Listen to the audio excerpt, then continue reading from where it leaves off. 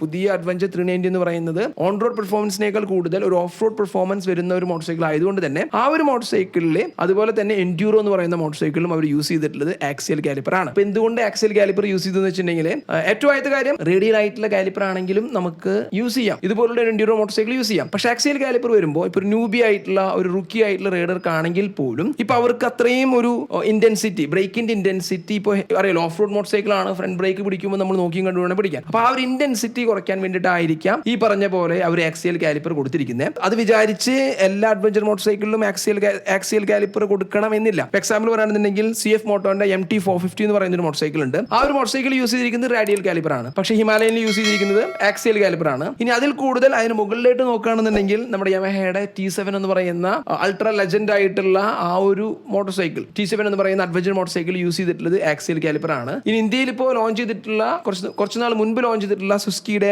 V-Strom 800 DE എന്ന് പറഞ്ഞിട്ടുള്ള ആ ഒരു മോട്ടോർ സൈക്കിളിലും യൂസ് ചെയ്തിട്ടുള്ളത് ഫ്രണ്ട് ഡിസ്ക് ബ്രേക്ക് യൂസ് ചെയ്തിട്ടുള്ളത് ആക്സിയൽ കാലിപ്പർ ആണ്. അപ്പോൾ അതിന്റെയൊക്കെ ഉദ്ദേശം എന്ന് പറയുന്നത് ബ്രേക്കിന്റെ ഇന്റൻസിറ്റി കുറയ്ക്കാം എന്നുള്ള ഒരു കാര്യം കൊണ്ടായിരിക്കാം. അതിനോടൊപ്പം തന്നെ റാക്ക് ആംഗിളും ട്രെയിൽ ആംഗിൾ എന്ന് പറയുന്നതൊക്കെ കുറച്ചുകൂടി ഷാർപ്പ് ആയിരിക്കും. അപ്പോൾ അതുകൊണ്ടും ആ ഒരു മോട്ടോർ സൈക്കിളിനെ മാക്സിമം ഒരു സ്റ്റേബിൾ ആയിട്ട് നിർത്താൻ വേണ്ടിയിട്ടാണ് ഈ പറയുന്ന ആക്സിയൽ കാലിപ്പർ യൂസ് ചെയ്യാനായിട്ടുള്ള ചാൻസ്. അപ്പോൾ ഞാൻ ഒന്നുകൂടി എടുത്ത് പറയാണ്, അത് വിചാരിച്ച് എല്ലാ അഡ്വഞ്ചർ മോട്ടോർ സൈക്കിളിലും, പ്രോപ്പർ ആയിട്ടുള്ള അഡ്വഞ്ചർ മോട്ടോർ സൈക്കിളിലും ആക്സിയൽ കാലിപ്പർ വരണമെന്ന് നിർബന്ധമില്ല.